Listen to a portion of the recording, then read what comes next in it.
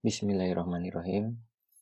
Hari-hari ini banyak artis yang tertangkap karena narkoba, maka video kali ini kita akan membahas tentang narkoba dalam angka, karena memang data menunjukkan bahwa setiap harinya bahwa orang meninggal karena penggunaan narkoba adalah 37-40 orang setiap hari. Jadi memang data yang sangat banyak. Maka kali ini akan kita bahas tentang data yang terbaru, kemudian tentang apa-apa itu narkoba di masyarakat. Yang pertama tentang prevalensi, jadi 2,1% meningkat dibanding tahun 2017 yang 1,77%, yang mana ternyata dilakukan oleh pelajar, mahasiswa, dan pekerja. Pelajar mahasiswa di atas 2 juta, kemudian pekerja di atas 1 juta. Jadi terjadi peningkatan di dalam setiap tahunnya penggunaan dari narkoba. Dan tadi data yang disebutkan di awal bahwa ternyata setelah penggunaan itu muncul efek samping yang berbahaya, yaitu korban meninggal 37-40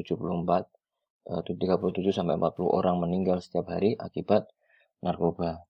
Kemudian di dalam laporan dari kepolisian 40.000 kasus, kemudian 53.000 tersangka, kemudian pada bulan Januari sampai Maret 2019 dengan 75 kasus dan 123 tersangka. Dan ini merupakan data yang valid yang bisa kita peroleh, yang mana menunjukkan bahwa ada tren kenaikan di dalam penggunaan narkoba, bahkan melibatkan para pesohor, yaitu para artis.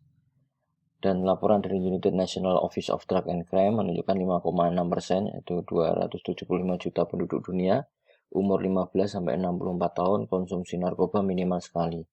Yaitu dari UNODC 5,6%, penduduk dunia yang umurnya 15-64 tahun mengkonsumsi narkoba minimal sekali. Jadi ini data ini merupakan data yang penting yang perlu kita cermati, karena kasus penggunaan yang sangat banyak di masyarakat. Dan faktanya ketika narkoba menyerang maka akan mengganggu otak dari manusia. Yang pertama adalah yang kita kenal ada namanya kanabis atau ganja. Yaitu kandungannya itu menetap di dalam urin 7-30 hari, rambut lebih dari 90 hari, darah 2 minggu. Jadi dia mempunyai efek jangka panjang, euforia, fantasi, merasa lebih santai, sulit mengingat suatu kejadian, sensitif dan gelisah. Ini kanabis ganja, atau mungkin tak berbentuk tanaman yang sudah dikenal sebagai tanaman ganja. Kemudian ada kokain. Ini kokain menetap di dalam urin, agak lebih rendah umurnya 3-4 hari, tapi dalam rambut lebih dari 90 hari.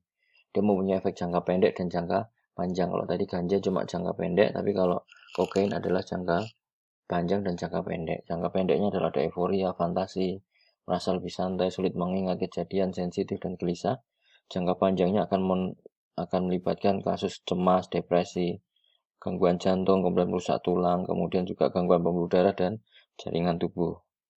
Kemudian yang ini yang melibatkan salah satu artis pada hari-hari ini, yaitu penggunaannya paling banyak juga metamfetamin atau sabu, yaitu mempunyai kemampuan di dalam urin 3-6 hari, di dalam darah 24-72 jam, mempunyai efek jangka pendek, euforia, insomnia, nafsu makan menghilang, kemudian denyut jantung, tekanan darah meningkat. Kemudian efek jangka panjang bisa gangguan paru, depresi dan lain. Jadi sama seperti kokain tadi, menimbulkan efek jangka panjang yang berat juga. Kemudian ekstasi, ini dulu sempat terkenal penggunaan pil-pil ekstasi dan mempunyai kemampuan untuk efek jangka pendek dan jangka panjang juga berbahaya dan mempunyai kemampuan merusak otak juga. Kemudian heroin ini banyak ditemukan juga, dan dia mempunyai efek jangka pendek seperti hilang kepercayaan diri, kemudian cemas, kemudian efek jangka panjang berat badan turun dan lain-lain, malnutrisi. Jadi beberapa jenis narkoba yang bisa ditemukan ini hendaknya kita tahu dan kita antisipasinya, karena ini melibatkan banyak generasi muda. Sehingga untuk pencegahan untuk anak-anak dan remaja, karena data tadi banyak pelajar, mahasiswa, kemudian efek sampingnya ada jangka pendek, jangka panjang, maka kita perlu mencegah penggunaannya, yaitu kita bicara, jadi kita komunikasikan tentang bahayanya, kita sampaikan video ini tentang apa itu jenis-jenisnya, kemudian bahayanya, kemudian dengarkan, jadilah pendengar yang baik, berikan contoh yang baik, jangan menggunakan, kemudian perkuat hubungan bonding antara orang tua dan anak. Semoga bermanfaat.